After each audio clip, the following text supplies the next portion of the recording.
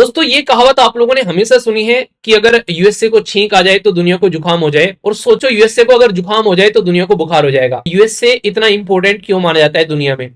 क्योंकि इसके पास में दुनिया की ओनली 4% ग्लोबल पॉपुलेशन है, मोटे मोटे तौर पर माने, जबकि दुनिया की 24% जीडीपी ये अकेला अपने पास में रखता है। अभी ये तो हो गया यूक्रेन का इंपैक्ट, रशिया का इंपैक्ट। आखिर भारत पर क्या इंपैक्ट पड़ेगा? हमारे लिए सबसे बड़ी समस्या है हमारी अर्थव्यवस्था यानी कि इकोनॉमी।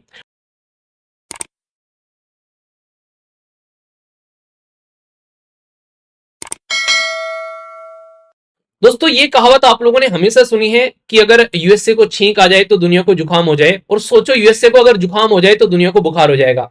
ऐसा क्यों है? ऐसा इसलिए कि यूएसए आज की डेट में मोस्ट पावरफुल कंट्री है इकोनॉमी के पॉइंट ऑफ से, और मोस्ट पावरफुल कंट्री है आज की डेट में मिलिट्री के पॉइंट ऑफ से।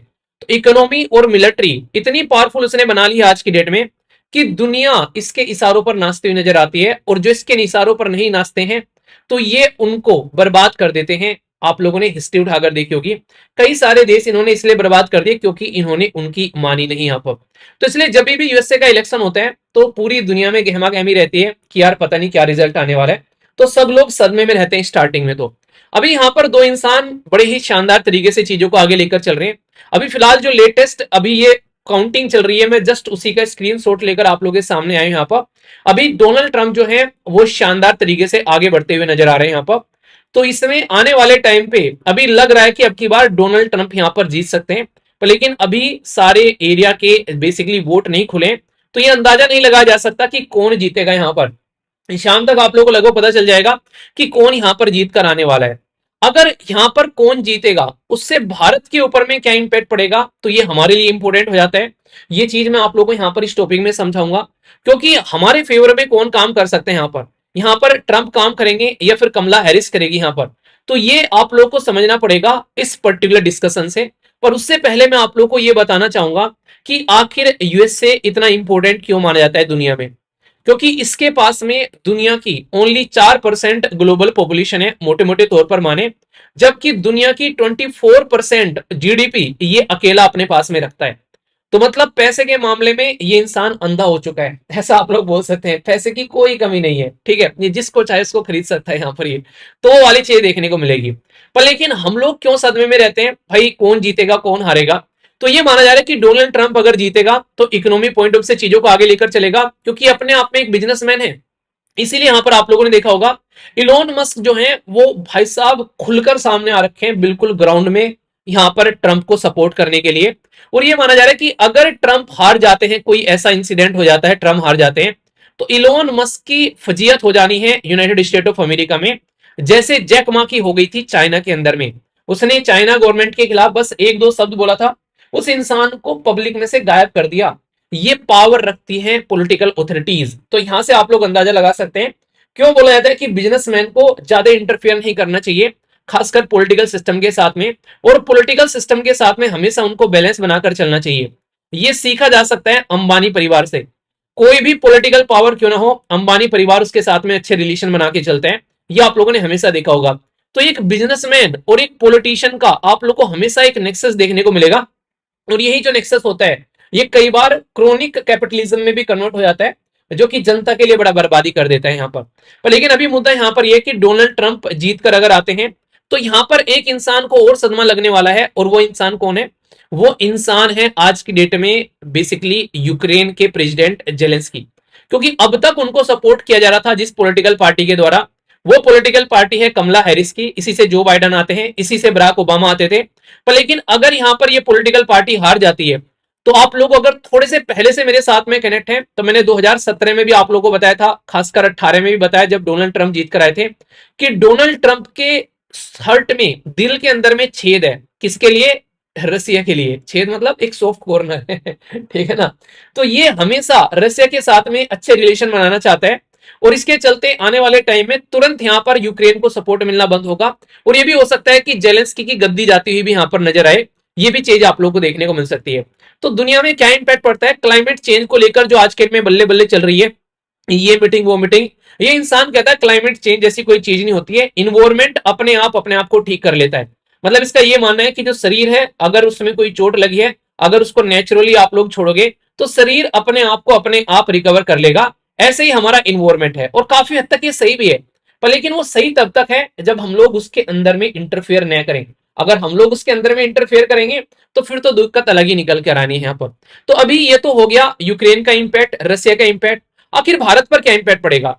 हमारे लिए सबसे बड़ी समस्या है हमारी अर्थव्यवस्था यानी कि इकोनॉमी, और इकोनॉमी में इंडियन स्टॉक मार्केट, जो कि यहाँ पर काफी ज्यादा अभी फिलहाल जो है नीचे चल रही है। और आप लोगों ने लगातार न्यूज सुनी होगी कि इकोनॉमी जो है वो खासकर स्टॉक मार्केट जो है वो क्रैश करती हुई नजर आ रही है। क्योंकि जो एफ आई आईज हैं, जो एक तरीके से शॉर्ट टाइम के लिए इन्वेस्टमेंट करते हैं, एफ आई आई की फुल फॉर्म बताइए, देखता हूँ कौन कौन बताता है। मैंने आप लोगों को डिटेल में पढ़ाया भी था यहाँ पर, F I I versus F D I, जो लॉन्ग टर्म होता है और जो शॉर्ट टर्म होता है। तो ये सारी चीजें आप लोगों को मैंने पढ़ा रखी है, फिर किस दिन टॉपिक आएगा तो फिर से अच्छे से बता दूंगा। अगर रेगुलर न्यूज सुनते रहोगे आप लोग तो टॉपिक आप लोग के कवर होते रहेंगे, ठीक है। तो उसके लिए टेंशन लेने की जरूरत नहीं है। एफ आई आई को बोलते हैं यहाँ पर फॉरेन इंस्टीट्यूशनल इन्वेस्टर, यानी कि शॉर्ट टर्म के लिए कहीं पर भी इन्वेस्ट करते हैं, अपना प्रॉफिट लेते हैं और उसके बाद में कल्टी मार लेते हैं, ये बोलकर गोली कल्टी मार। अगर एफ आई आई अपना पैसा निकाल कर ले जा रहे हैं तो इनका ये मतलब है कि यहां से इनको ज्यादा प्रॉफिट नहीं हो रहा है, ये जहां पर इन्वेस्ट करेंगे वहां से ज्यादा प्रॉफिट होगा। तो इनका यही रहता है, अगर यूएसए में डोनाल्ड ट्रंप जीत कर आते हैं तो वहां पर इन्वेस्ट करने से इनको ज्यादा प्रॉफिट होगा एज कंपेयर टू अगर भारत में ये इन्वेस्ट करते हैं, ठीक है। या फिर दूसरी कोई पॉलिटिकल पार्टी जीत कर आती है तो इन्होंने डिसाइड ये करना होता है कि कहां से इनको ज्यादा रेवेन्यू जनरेट होता हुआ नजर आएगा, ये पूरा फोकस रहता है। और हमारे देश के अंदर में अगर आप लोग आज की डेट में कहीं पर भी इन्वेस्टमेंट करते हो तो फॉरेन का इन्वेस्टमेंट आता है एफडीआई के थ्रू और एफआईआई के थ्रू। तो ये माना जा रहा है कि कोविड 19 के टाइम पर भी इतना इंपैक्ट नहीं पड़ा था हमारे देश की स्टॉक मार्केट पर जितना फिलहाल अभी पड़ गया है आज के टाइम पर। तो ये कंडीशन आप लोग यहाँ पर समझ सकते हैं। तो इसको चीजों को आप लोग को समझना पड़ेगा। तो यहाँ पर इसी के चलते हमारे देश के अंदर में जो स्टॉक मार्केट है वो काफी ज्यादा क्रैश हो रही है, क्योंकि ये अपना पैसा निकाल कर ले जा रहा है और उनको ये लग रहा है कि अगर यूएसए में लगा देंगे तो ज्यादा बेटर रहेगा। तो क्या इंपैक्ट पड़ेगा भारत के ऊपर में और क्या पड़ रहा है उसको समझिए। सबसे बड़ी बात तो ये कि मार्केट वोलेटिलिटी होती है, यानी कि आज की डेट में जैसे यहां पर रिजल्ट आएंगे तो उससे इंपैक्ट पड़ेगा। मार्केट पॉजिटिव ले रही है डोनाल्ड ट्रंप को, अगर डोनाल्ड ट्रंप जीत कर आते हैं तो आप लोग को स्टॉक मार्केट वगैरह इकोनॉमिक वगैरह आगे बढ़ती नजर आएगी। इवन ये भी बताया जा रहा है आज की डेट में जिस तरीके से कनाडा के अंदर में हरकतें चल रही हैं तो हो सकता है कि डोनाल्ड ट्रंप उस लेवल पर सपोर्ट न करें जिस लेवल पर यहां पर अभी डेमोक्रेट सपोर्ट कर रहे थे यहां पर। तो ये भी चीज आप लोगों को देखने को मिल सकती है। तो हमारे लिए हो सकता है कि एक और पॉजिटिव एंगल आप लोगों को देखने को मिले। दूसरा सेक्टर स्पेसिफिक इफेक्ट अगर आप लोग यहां पर देखोगे, जैसे हमारे देश के अंदर में रिन्यूएबल एनर्जी को लेकर कई सारे इनिशिएटिव चल रहे हैं और उसको लेकर यूएसए जो है वो काफी हद तक हम लोग को सपोर्ट करता है। तो देखने वाली बात ये होगी कि यहां पर उसका क्या इंपैक्ट पड़ेगा। और सबसे बड़ी बात है फिलहाल अगर मार्केट में खासकर एनर्जी जो स्टॉक्स हैं वो वर्ल्ड वाइड वो काफी अच्छे से आगे बढ़ रहे हैं, उनके ऊपर भी फोकस किया जा रहा है। तो ट्रेडिशनल जो सेक्टर है वो डिक्लाइन हो रहे हैं, जैसे कोयला हो गया, मिट्टी का तेल हो गया, डिजिटल हो गया, पेट्रोल डीजल हो गया, पेट्रोल हो गया, उनसे लोग डिस्टेंस बना रहे हैं। तो यहां पर उसको कितना पॉजिटिव हम लोग लेकर चलेंगे उससे भी पता चलेगा। सबसे बड़ा अगर कोई हथियार है, ये मानते हैं कि यूएसए जो है उसका सबसे बड़ा हथियार है उसका डॉलर। अगर यूएसए अपने डॉलर को यूज करने से किसी कंट्री को रोक दे तो ये माना जाता है कि वो उसके ऊपर में इतना इंपैक्ट डालता है कि उसके कंपेयर में हुआ उसके ऊपर में कोई बॉम्ब गिरा देता है यूएसए तो उस बॉम्ब से इतनी बर्बादी नहीं होती जितनी बर्बादी ये अपनी करेंसी से कर देता है, अपनी करेंसी को कंट्रोल करके कर देता है। ईरान की इकोनॉमी इसने धरती में लाके डाल दी। रसिया चाइना की गोद में जाकर बैठने के लिए मजबूर हो गया है। पास्ट में जिस कंट्री ने भी डॉलर के खिलाफ आवाज उठाई है उस कंट्री को बर्बाद कर दिया है इस इंसान ने, क्योंकि डॉलर को ये दुनिया की सबसे मोस्ट पावरफुल करेंसी के तौर पर लेकर चलना चाहता है।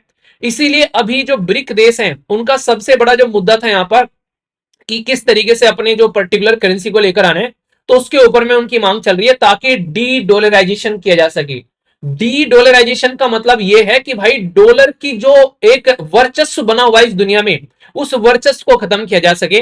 तो इसीलिए ग्लोबल करेंसी पर आप लोग रुपी को भी जब कंपेयर करते हो डॉलर के साथ में तो आप लोगों को देखने को मिलता है कि रुपी डॉलर के कंपेयर में जब नीचे गिरता हुआ नजर आता है तो हम कहते हैं कि यार हमारी इकोनॉमी कितनी बर्बाद हो रही है।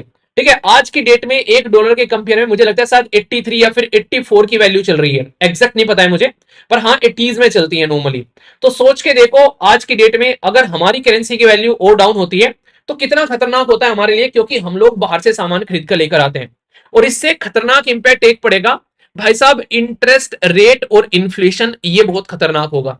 मतलब क्या है, सोच के देखो, आप लोग को मैं बोलूं कि यार मुझे 10,000 रुपए की जरूरत है, आप मुझे पैसे दो 10,000 रुपए, मैं आपको 10,000 पे 5% का इंटरेस्ट दूंगा।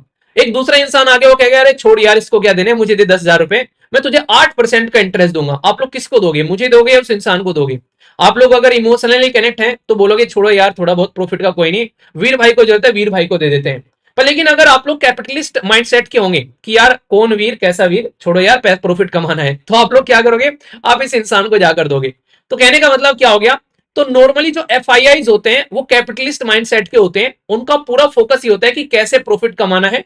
तो यहां पर ये सारा प्रॉफिट कमाने के लिए तो आप लोग को देखने को मिलेगा वो यहां पर जाते हुए नजर आएंगे। ठीक है, तो ये चीजें आप लोग समझ सकते हैं यहां पर। तो यही यहां पर क्या करता है, जब इंटरेस्ट रेट कहां पर अच्छा मिल रहा है तो वो देखने को मिलता है, और इन्फ्लेशन महंगाई पर इसका इंपैक्ट पड़ता है बहुत ही तकड़े वाला। खासकर अभी दुनिया में कहीं भी कुछ हो रहा है तो आप लोग सोच के देखो, आज की डेट में अगर आप लोग को देखने को मिलेगा जैसे रसिया और यूक्रेन की लड़ाई हो रही है, इसराइल और ईरान की लड़ाई हो रही है, इसराइल और पैलेस्तीन की लड़ाई हो रही है, तो ये सारे के सारे एरिया हमारे ऊपर में इंपैक्ट डालते हुए नजर आते हैं। ठीक है, तो ये चीजें भी आप लोग यहां पर समझ सकते हैं। तो ये आप लोग ध्यान रखिएगा, बाकी इसके ऊपर में आगे आने वाले टाइम में और भी एडिटोरियल आएंगे तो डिस्कस करूंगा। आप लोग क्या लगता है यहां पर कमला हैरिस जीतेगी?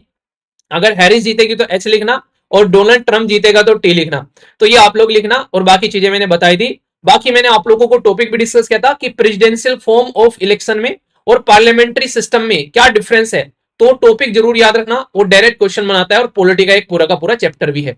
तो कैसा लगा ये टॉपिक, ये काफी अच्छे से आप लोग को डिटेल में डिस्कस कर दिया क्या क्या इंपैक्ट पड़ रहा है अपने। हमारा यूपीएससी का सिलेबस, या फिर आप लोग स्टेट पीसेस की बात करते हैं तो वो सिलेबस आप लोग को ये बताता है कि किसी भी टॉपिक को अगर कवर करना है इंटरनेशनल सिनेरियो में तो उसको अपने देश के रेफरेंस में आप लोग को देखना है, वो सबसे बेस्ट तरीका होता है चीजों को देखने का। ठीक है, समझ में आ गया? कोनो दिक्कत कोनो समस्या कोनो परेशानी नहीं होनी चाहिए, नको होनी चाहिए। ठीक है, ओके, फीडबैक जरूर देना जैसा भी लगा आप लोगों को।